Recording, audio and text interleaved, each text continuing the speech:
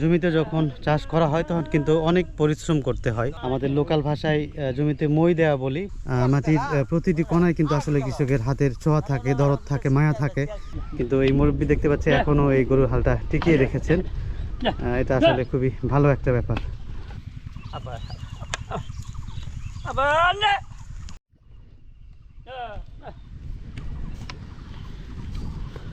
প্রিয় দর্শক, এই মুরব্বি যাকে দেখতে পাচ্ছেন উনি আসলে আমি দেখতে পাচ্ছি যে অনেক বছর ধরে এই গ্রামে গ্রামে গিয়ে গরুর নাঙ্গল দিয়ে চাষ করে থাকেন। আসলে এই মুরব্বি এ ধরনের প্রবীণ ব্যক্তি এখনও যে গরুর হাল টিকিয়ে রেখেছেন, এটা আসলে খুবই চমৎকার একটা ব্যাপার। তো এই ধরনের এখন আধুনিক যুগে যারা কৃষি সরঞ্জাম ব্যবহার করে থাকেন যান্ত্রিক পদ্ধতিতে, তারা কিন্তু এই গরুর হালের প্রতি আর আগ্রহী নয়। কিন্তু এই মুরব্বি দেখতে পাচ্ছি এখনও এই গরুর হালটা টিকিয়ে রেখেছেন। এটা আসলে খুবই ভালো একটা ব্যাপার।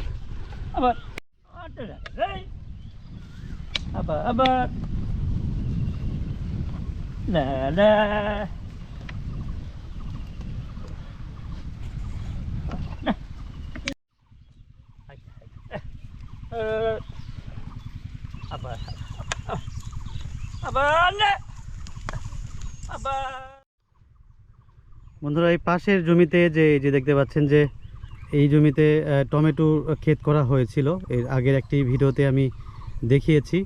তো এই ক্ষেত যিনি করেছেন বা করেছিলেন এই টমেটো ক্ষেত, তিনি আবার এই পাশের জমিতে মরিচ চাষ করছেন। উনি আসলে একজন মোটামুটি বলা চলে যে সফল একজন চাষি, সারা বছরে মোটামুটি সব ধরনের শাকসবজি ফসল উৎপাদন করে থাকেন। কিন্তু এখানে সবচেয়ে দুঃখের ব্যাপার হচ্ছে যে মূলত এত পরিশ্রম করে যখন একজন কৃষক সারা বছর মাঠে ফসল ফলায়, বিভিন্ন প্রতিকূল আবহাওয়া পরিবেশের পরিস্থিতির মধ্যে দিয়ে ঝড় বৃষ্টি উপেক্ষা করে, রোদ বৃষ্টি উপেক্ষা করে যখন ফসল ফলান, সেই ফসলটাই কিন্তু আসলে মূলত দেশের মানুষের কাছে পৌঁছে। কিন্তু কৃষক যে আর্থিক সহায়তা বা অন্যান্য সহায়তা পাওয়ার কথা একটি দেশের সরকারের কাছ থেকে, সেটা কিন্তু এই ধরনের কৃষক যারা আছেন, যারা দিনরাত পরিশ্রম করে মানুষের মুখে খাবার তুলে দিচ্ছেন, তারা কিন্তু আসলে সরকারের কাছ থেকে বা কোনো এনজিও কিংবা কোনো সুধী মহলের কাছ থেকে কোনো ধরনের সুযোগ সুবিধা পেয়ে থাকে না। আপনারা সবাই হয়তো জানেন যে ইদানিংকালে মূলত কীটনাশক, রাসায়নিক সার সহ অন্যান্য সেচ এবং অন্যান্য কৃষি উপকরণের কিন্তু দাম অনেক বেড়ে গেছে। এই ব্যাপারে কিন্তু সরকারের কোনো সুদৃষ্টি নেই। অর্থাৎ কৃষকের যে একটু লাভবান হবে বা কৃষক যে একটু ফসল উৎপাদন করে যে একটু লাভের মুখ দেখবে, সেই ব্যাপারটা কিন্তু কৃষকের সাথে ঘটে না। দেখা যায় যে অনেক সময় কীটনাশক, রাসায়নিক সার, সেচ, শ্রমিক সব কিছুর দাম মিটিয়ে কিন্তু কৃষকের আসলে যে লাভ পাওয়ার কথা ফসল বিক্রি করে, সেটা কিন্তু পাওয়া হয় না, অনেক সময় লোকসান হয়ে যায়। তো এই ব্যাপারে মূলত কৃষি মন্ত্রণালয় এবং কৃষি উন্নয়ন কর্পোরেশন যেটা রয়েছে, তাদের কাছ থেকে কিন্তু আমাদের এই ধরনের কৃষক যারা, প্রান্তিক কৃষক যারা রয়েছেন, তারা কিন্তু অন্তত সারের ক্ষেত্রে প্রণোদনা বা ভর্তুকি কিন্তু আমরা অবশ্যই কামনা করে থাকি। এ ধরনের ভর্তুকি, সার, কীটনাশক অথবা সেচের পানির ক্ষেত্রে যদি ভর্তুকির ব্যবস্থা করা হয়, তাহলে কিন্তু এই ধরনের কৃষক যারা রয়েছেন, যারা প্রায় সব ধরনের ফসল সারা বছর উৎপাদন করে থাকেন, তারা কিন্তু অনেকটা স্বস্তি পাবে এবং হয়তো এই ধরনের পরিশ্রম করে চাষ করার পর কিছুটা লাভের সম্মুখীন হতে পারবেন আর কি।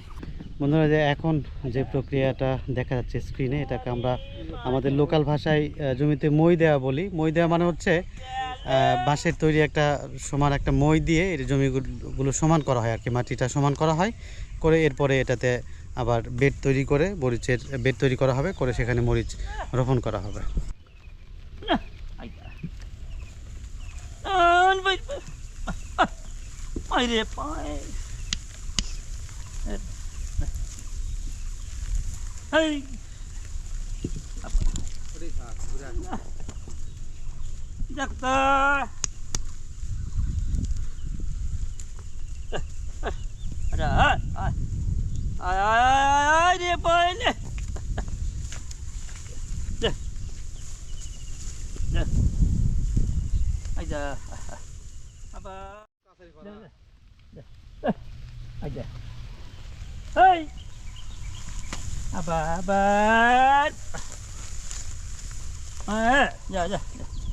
বন্ধুরা দেখুন যে একটা জমিতে যখন চাষ করা হয় তখন কিন্তু অনেক পরিশ্রম করতে হয়, একজন কৃষক কিন্তু অনেক পরিশ্রম করে থাকেন। এই যে আপনারা দেখতে পাচ্ছেন যে এক পাশে চাষ করা হচ্ছে গরুর নাঙ্গল দিয়ে, আর এক পাশে দেখুন যে দুজন চাষি কিন্তু এখানে জমিতে যে আগাছা রয়েছে বা ঘাস রয়েছে সেগুলো কিন্তু পরিষ্কার করছেন। তো একজন কৃষকের আসলে হাতের ছোঁয়ায় কিন্তু এই প্রতিটা মাটিতে থাকে হাতের ছোঁয়া, এবং অনেক পরিশ্রম অনেক খাটুনি করে কিন্তু একটা ফসল উৎপাদন করা হয়।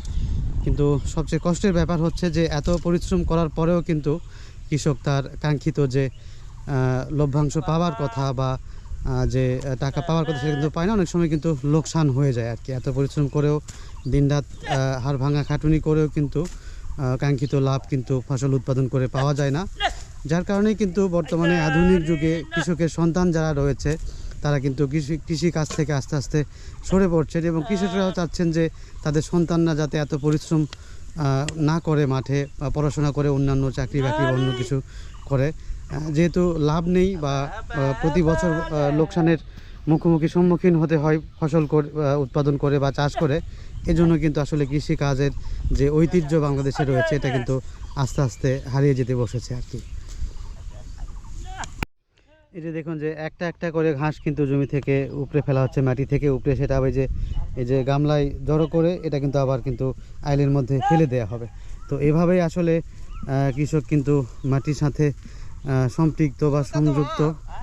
মাটির প্রতিটি কোণায় কিন্তু আসলে কৃষকের হাতের ছোঁয়া থাকে, দরদ থাকে, মায়া থাকে।